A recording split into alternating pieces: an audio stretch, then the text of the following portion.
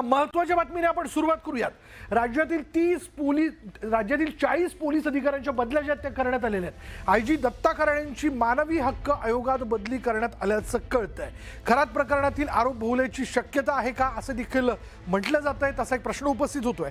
Nashik SIT प्रमुख तेजस्वी सातपुतेंची बदली करण्यात आली आहे। सातपुते पुणे गुन्हे शाखेच्या नव्या अतिरिक्त आयुक्त असणार आहेत। राज्यातील 40 पोलीस अधिकाऱ्यांच्या बदल्या ज्या त्या करण्यात आलेल्या आहेत। ज्यामध्ये आपल्याला जे कळतंय त्यामध्ये महत्त्वाची घडामोड अशी की आयजी दत्ता कराळेंची मानवी हक्क आयोगात बदली करण्यात आली आहे। खरात प्रकरणातील त्यांच्यावर झालेले आरोप, खरातांच्या व्यासपीठावरती जाऊन भाषण करणं, त्यांचं कौतुक करणं, या सगळ्या गोष्टी त्यांना भोवल्या आहेत का अशी देखील एक चर्चा जी ती आता सुरू झाली आहे। तर नाशिक एसआयटी प्रमुख तेजस्वी सातपुतेंची बदली करण्यात आली आहे। सातपुते आता पुणे गुन्हे शाखेच्या नव्या अतिरिक्त आयुक्त असणार आहेत।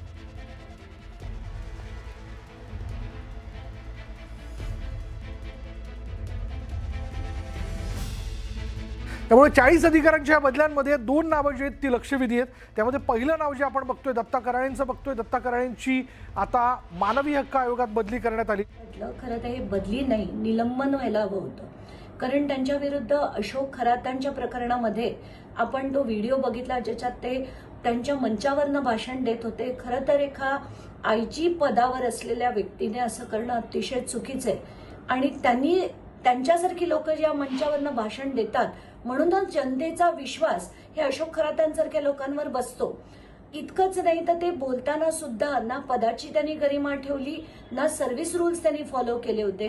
म्हणूनच मी त्यांच्या सस्पेन्शनची मागणी करत होते, कारण खरात प्रकरण सोडून सुद्धा आयजी दत्ता कराळेंवर अनेक आरोप आहेत। एक सिरियस सीबीआय एन्क्वायरी देखील चालू आहेत आणि कुठेतरी मला असं वाटतं की हे सगळे भ्रष्ट ऑफिसर्स जे आहेत त्यांना या मोठ्या पदांमधनं काढलं पाहिजे। म्हणूनच मी आधी अभिजित भांडे पाटील यांच्या विरुद्ध पण लढत होते आणि आयजी दत्ता कराळे यांच्यावर पण लढत होते। तर आत्ताच्या घटकेला ही बातमी ऐकून थोडं बरं वाटलंय। खरं तर ही कारवाई ही बदलीची नाही तर निलंबनाची असायला हवी होती असंच माझं मत आहे। अधिक तपशील आपण जाणून घेणार आहोत। आमचे प्रतिनिधी वैभव सोनवणे आपल्या बरोबर आहेत। वैभव, 40 अधिकाऱ्यांच्या बदल्या झाल्यात पण यामध्ये चर्चा आहे ती दत्ता कराळे यांच्या बदलीच्या संदर्भातली, काय तपशील याबद्दल?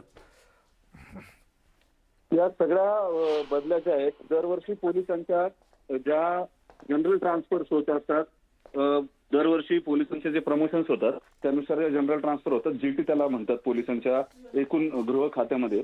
त्या या बदल्या आहेत। अतिरिक्त महासंचालक असतील, पोलीस महानिरीक्षक असतील, म्हणजेच ऍडिशनल डीजी, आयजी, डीआयजी, त्याचबरोबर डीसीपी, एसपी या सगळ्या रँकच्या अधिकाऱ्यांच्या बदल्या ज्या आहेत त्या करण्यात आल्या। जवळपास 100 पेक्षा जास्त अधिकाऱ्यांच्या बदल्या ज्या आहेत त्या झालेल्या आहेत, त्या जनरल ट्रान्सफरमध्ये झालेल्या आहेत। याच्यात नोंदी घेण्यासारख्या काही महत्वाच्या बदल्या आहेत। त्या म्हणजे एक, नाशिकचे जे रेंज आयजी होते दत्ता कराळे, त्यांच्यावर अशोक खरातच्या संबंधांचा आरोप होता, त्याच्यामुळे त्यांना तिथून बदलून मानवी हक्क आयोगाकडे देण्यात आलेली आहे। त्यांची जबाबदारी जी आहे ती त्यांना देण्यात आलेली आहे, मानवी हक्क। आणि सगळ्यात महत्वाची दुसरी नोंद जी आहे या बदल्यांमधली ती म्हणजे IPS तेजस्वी सातपुते, ज्या अशोक खरातच्या एसआयटीच्या प्रमुख आहेत, त्यांना पदोन्नतीनं प्रमोशनने पुण्याच्या अतिरिक्त पोलीस आयुक्त पदाची गुन्हे विभागाची जबाबदारी जी आहे ती देण्यात आलेली आहे। यापूर्वी कोल्हापूर किंवा पुण्यामध्ये अत्यंत धडाकेबाज कामगिरी केलेल्या ज्योतिप्रिया सिंग, ज्या गेले काही वर्ष या डेप्युटेशनवरती गेलेल्या होत्या केंद्राकडे, त्या राज्यात आल्यानंतर त्यांना त्यांची पदस्थापना झालेली नव्हती, त्यांनाही आयजी अँटी नार्कोटिक्सला देण्यात आलेलं आहे। कृष्ण प्रकाश, जे अत्यंत प्रसिद्ध अधिकारी आहेत, IPS ऍडिशनल डीजी रँकचे अधिकारी आहेत, त्यांची सुद्धा पोस्टिंग काही अर्थानं साईड पोस्टिंगच समजली जाते।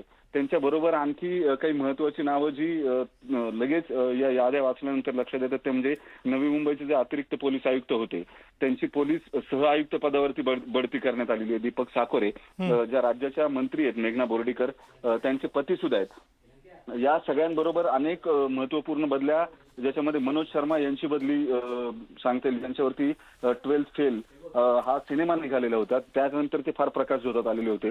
त्यांचीही बदली जी आहे ती मुंबईचे सहपोलीस आयुक्तपदी करण्यात आलेली आहे पदोन्नतीनं। त्याच्यामुळे अनेक अधिकाऱ्यांची प्रमोशन्स झालेली आहेत। त्यांना या प्रमोशनच्या बदल्या ज्या आहेत त्या राज्य सरकारकडून जनरल ट्रान्सफरमध्ये करण्यात येतात आणि त्यामध्येच झालेल्या या काही महत्वाच्या नोंदी आहेत। सुनील फुलारी, जे कोल्हापूर रेंजचे आयजी होते, त्यांची बदली करण्यात आलेली आहे। त्यांच्या जागेवरती पुण्याचे सहपोलीस आयुक्त जे होते रंजन शर्मा यांची नियुक्ती करण्यात आलेली आहे। तर संजय दराडे हे पुण्याचे नवे सह पोलीस आयुक्त असणार आहेत. त्याच्यामुळे मोठ्या प्रमाणावरती गृह विभागामध्ये खांदेपालट जो आहे तो झालेला दिसून येतोय. धन्यवाद वैभव या सगळ्या तपशिलाबद्दल.